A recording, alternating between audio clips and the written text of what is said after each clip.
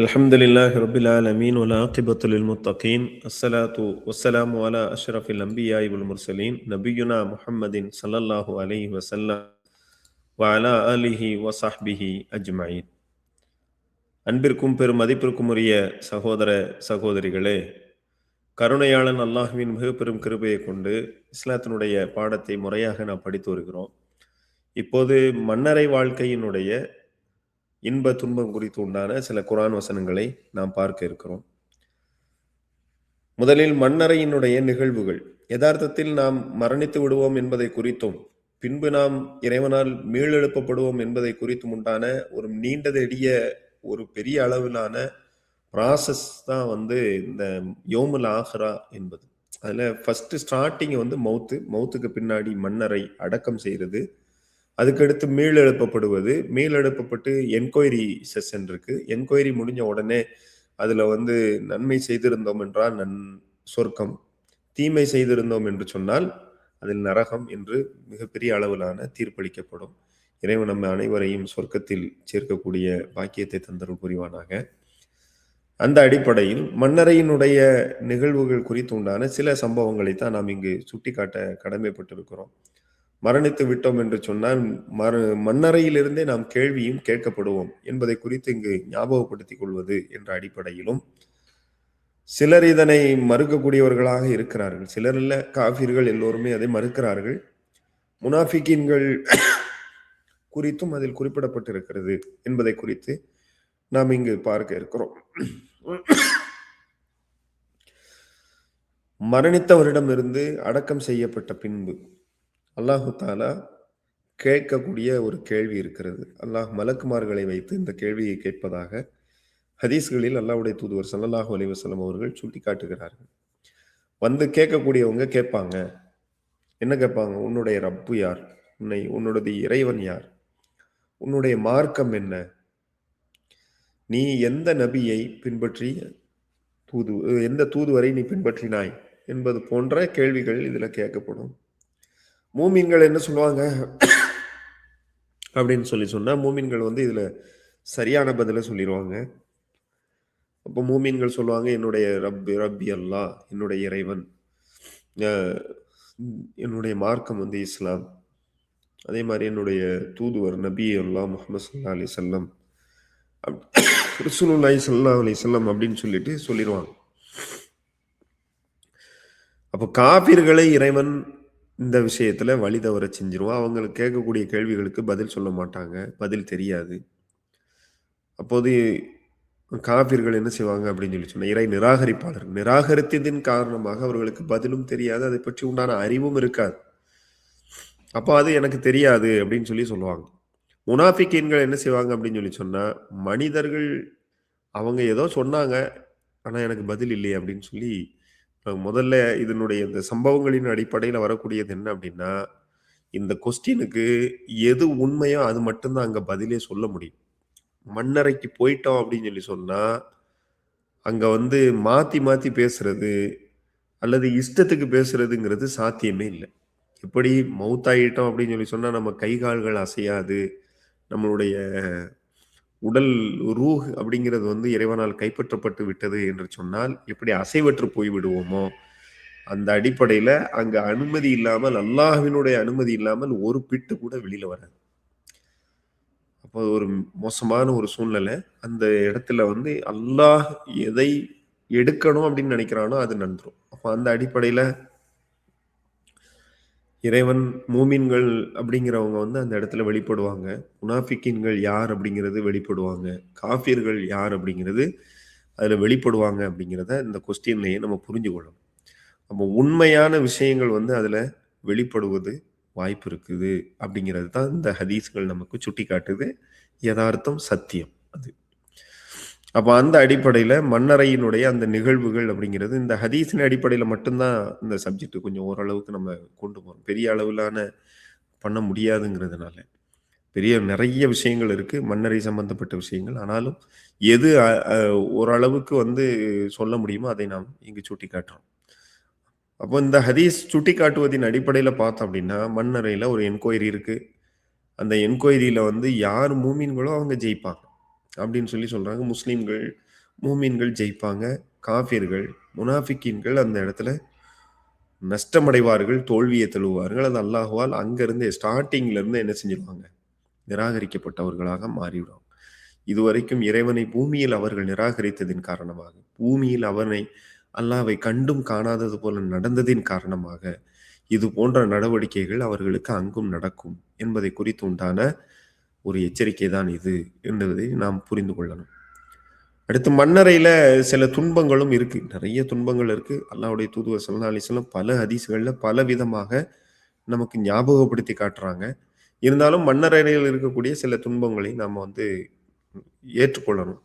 Oman அதுலமு மிம்மன் இஃப்தரா அலல்லாஹி கதிபன் அவு கால ஊஹிய இலைய வலம் யூஹ இலைஹி ஷையுன் ஒமன் கால சவுன்சிலு மிஸ்லமா அன்சல் அல்லாஹ் வலவு தரா இதில் தாலிமூன ஃபி ஹமராத்தில் மௌத் வல் மலாயிகத்து பாசித்து ஐதீஹிம் அஹ்ரிஜு அன்ஃபுசக்கும் அல்யௌம துஜ்ஸௌன அதாபல் ஹூனி பிமா குன்தும் தகூலூன அலல்லாஹி கைரல் ஹக் குன்தும் அன் ஆயாத்திஹி தஸ்தக்பிரூன். அல்லாஹு தாலா ஒரு தெளிவான விஷயத்தை வந்து இங்க சுட்டி காட்டுறோம். அப்போ இதுல வந்து சூரத்துல் அன்ஆம்ல வரக்கூடிய அத்தியாயம், சூரத்துல் அன்ஆம் என்று சொல்லப்படக்கூடிய அத்தியாயத்துல தான் இந்த ஹதீஸ் இந்த வசனம் வந்து வருது. நபியே, அல்லாஹ்வின் மீது கற்பனையாக பொய்யை கற்பனை செய்பவனை விட, அல்லது தனக்கு வஹி அறிவிக்கப்பட்டது என்று பொய் சொல்பவனை விட அநியாயக்காரன் வேறு யாராக இருக்க முடியும்? அதே போல் எனக்கு என்ன சொல்றான் அப்படின்னு சொல்லி சொன்னா, மரண வேதனையில் இருக்கக்கூடிய தருணத்தில் அல்லாஹ் இதைத்தான் சொல்லுவோம். மன் கான சவுன்சிலு மிஸ்லமா அன்ஸலல்லாஹ் வலவ் தரா இதில் லாலிமூன ஃபீ கமராத்தில் மௌத். மரண வேதனையில் இருக்கும் சமயத்தில் நீர் அவர்களை பார்ப்பீர்களாய், வானவர்கள் தங்கள் கைகளை நீட்டி அவர்களை நோக்கி, உங்கள் உயிர்களை கொடுங்கள், இன்றைய தினம் இழிவு தரும் வேதனையே உங்களுக்கு கூலியாக கொடுக்கப்படும். நீங்கள் அல்லாஹ்வின் மீது உண்மை அல்லாததை பொய்யாக கூறி நீங்கள் அவனுடைய வசனங்களை பெருமை கொண்டு புறக்கணித்ததுவே இதற்கு காரணம் என்று கூறுவதை நீர் காண்பீர். இப்போ இதுல வந்து அல்லாஹு தாலா ஒரு தெளிவான வழிகாட்டுதலை வந்து கொடுக்கிறான். மரணித்ததற்கு பின்பு இவர்களுக்கு ஏற்படக்கூடிய மோசமான நிலை, அல்லாஹ்வை தவிர வேறு யாரும் உயிரோடு இருக்க போறது இல்லை. இப்ப எல்லோரும் மரணிக்கக்கூடியவர்கள். அப்படி இருக்கக்கூடிய நேரத்துல காஃபிர்கள் யார் வந்து இதுல நிறைய பேர் படிப்பினைகள் இருக்கு. நானும் அல்லாஹ் மாதிரி எனக்கும் குர்ஆன் வசனம் வருது, நானுமே வந்து எனக்குமே வஹி வந்ததுன்னு சொல்றது அப்படிங்கிறது. அதே மாதிரி அல்லாஹ்வின் மீது பொய்யாக கற்பனைகளை இட்டுக்கட்டுவது நிறைய நடக்கு. கண்மூடித்தனமான வாழ்வுகள் வந்து நடந்துட்டு இருக்கு. அதை நம்ம இப்பவும் பார்த்துட்டு இருக்கோம்.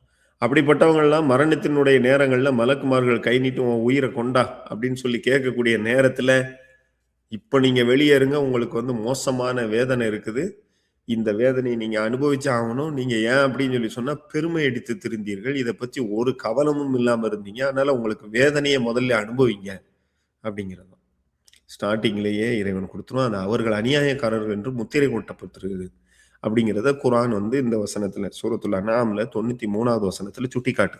சூரத்துல் காஃபிர் என்று சொல்லப்படக்கூடிய அன்னார் அன்னாரு யாரதூன அலைஹா குதுவன் வ அஷிய்யா.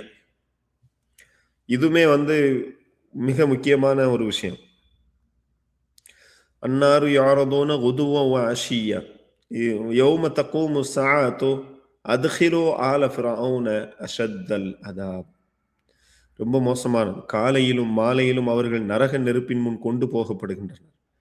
மறுமை நாளிலோ ஃபிரௌனுடைய மக்களை மிக கடினமான வேதனையில் புகுத்துங்கள் என்று இறைவன் சுட்டி காட்டுவான். நடைபெறக்கூடிய நேரத்தில் காலையிலும் மாலையிலும் நரக நெருப்பு என்ன செய்யப்படுது?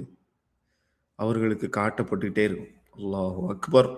அன்னாரு யாரதூன அலைஹா குதுவன் வ அஷிய்யா. மறுமை நாள் அன்னைக்கு வந்து ஸ்டாப் ஆயிரும். அந்த நாள்ல வந்து ஃபிரௌனும் அவனுடைய கூட்டத்தார்களும் மோசமான வேதனையில் இருப்பார்கள் என்பதை குறித்து இந்த குர்ஆன் வசனம் சுட்டி காட்டுது. நிறைய பேர் தான் இறைவன் அப்படின்னு சொல்லி தெரிஞ்ச விஷயங்களை குறித்து நமக்கு வந்து எச்சரிக்கை செய்யுதுங்கிறது தான் சொல்றோம். ரசூல் ஸல்லல்லாஹு அலைஹி வஸல்லம் அவர்கள் அல்லாஹ்வுடைய தூதுவர் ஸல்லல்லாஹு அலைஹி வஸல்லம் சொன்னாங்க, மன்னரையினுடைய வேதனையை விட்டு அல்லாஹ்விடத்தில் துஆ செய்து கொள்ளுங்க. அல்லாஹும்ம இன்னி அஊது பிக்க மின் அதாபில் கபர் அப்படின்னு சொல்லிட்டு நம்ம துஆ செய்யணும். அல்லாஹ்வுடைய தூதுவர் ஸல்லல்லாஹு அலைஹி வஸல்லம் சொன்னாங்க. அதாபுல் கபரி வல் ஃபக்ர், வேதனையிலிருந்தும் அ மண்ணறையினுடைய வேதனையிலிருந்தும், வறுமையிலிருந்தும் இறைவா உன்னிடத்தில் பாதுகாவல் தேடுகிறேன் அப்படின்னு சொல்லக்கூடிய வசனங்களை இறை தூதுவர் ஸல்லல்லாஹு அலைஹி வஸல்லம் துஆவ வந்து நமக்கு இறை தூதுவர் ஸல்லல்லாஹு அலைஹி வஸல்லம் நமக்கு வந்து சுட்டிக்காட்டி தர்றாங்க. அப்போ அங்க யாருக்கு வந்து மறுமையில வெற்றி கிடைக்கும்? அப்போ மண்ணறையில யார் வெற்றியோடு இருப்பாங்கன்னா, மூமின்கள் தான். ஏன்னா சம்பவங்களை நமக்கு சுட்டிக்காட்டுது. அல்லாஹ் தஆலா சுட்டிக்காட்டுறான். இன்னல்லதீன காலு ரப்புனல்லாஹு, அவங்க மூமின்கள் சொல்லுவார்கள். காலு ரப்புனல்லாஹ், அவர்கள் சொன்னார்கள் அல்லாஹ் எங்களுடைய இறைவன். சும்மஸ்தகாமு, அதில் நிலைத்திருந்தார்கள்.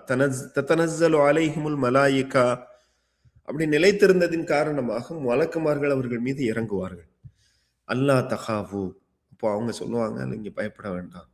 வலா தஹ்சனு, நீங்க கவலை கொள்ள வேண்டாம். வ அப்ஷிரு பில் ஜன்னத்தில்லதி குன்தும் துஆதுன், சுப செய்தி பெற்றுக்கொள்ளுங்கள், சொர்க்கம் உங்களுக்கு வாக்களிக்கப்பட்டிருக்கிறது அப்படின்னு சொல்லிட்டு மூமின்களை பார்த்து இறைவன் சுட்டி காட்டிக்கிட்டே இருக்கான்.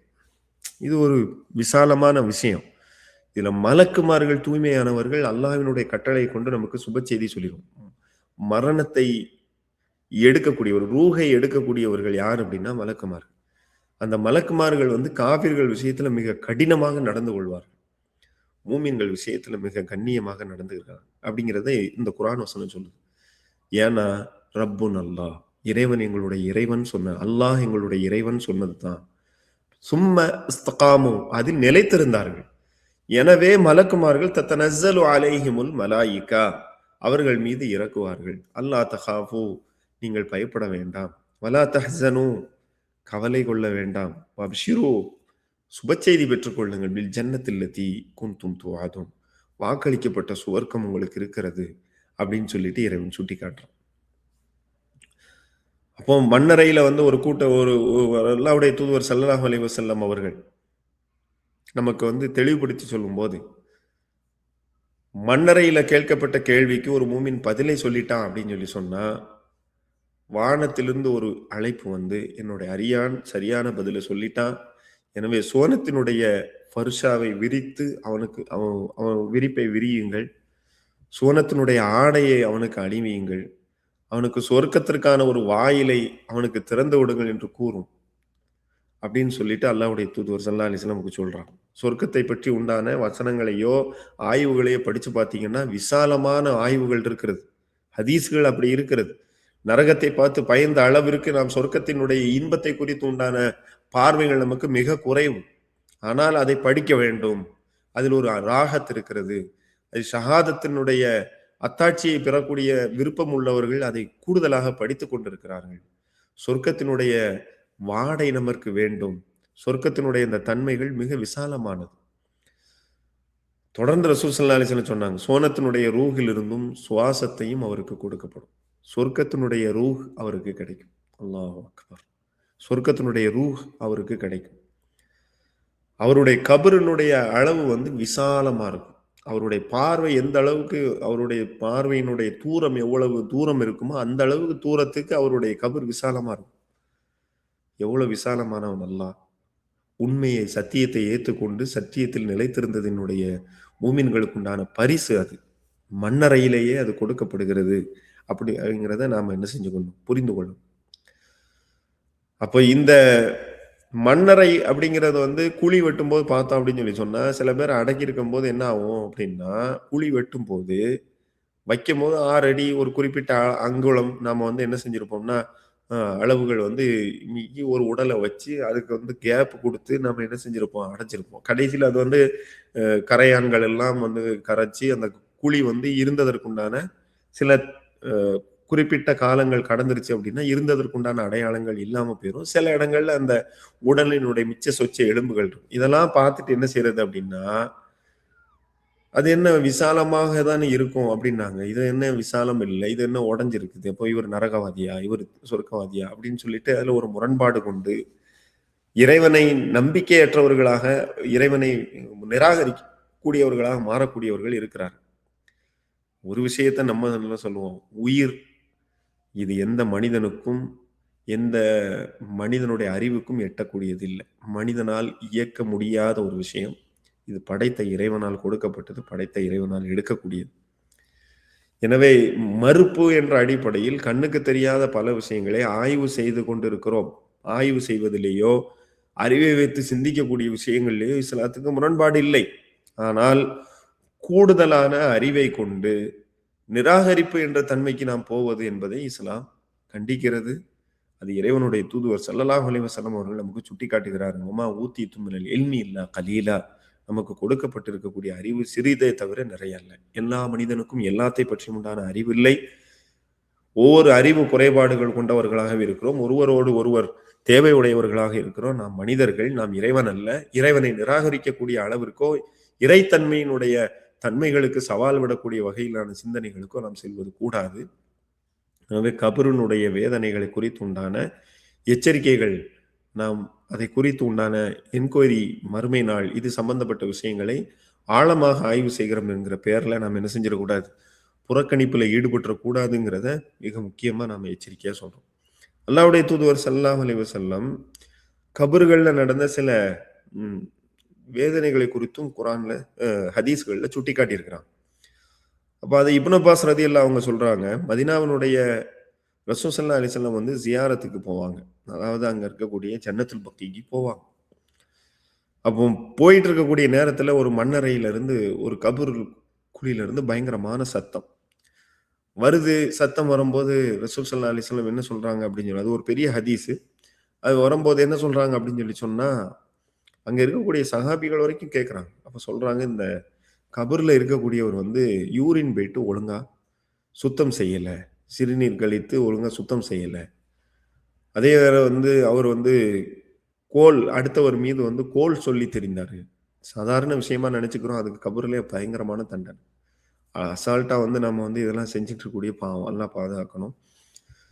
அப்ப அந்த மாரி செஞ்சுட்டு இருந்தாரு. அதனால தண்டனை அனுபவிக்கிறதுனால அந்த சத்தம் வந்து வெளியில கேட்குதுங்கிற மாரி அல்லாஹ்வுடைய தூதுவர் ஸல்லல்லாஹு அலைஹி வஸல்லம் சொல்லக்கூடிய ஹதீஸ் புகாரில பதிவு செய்யப்பட்டது.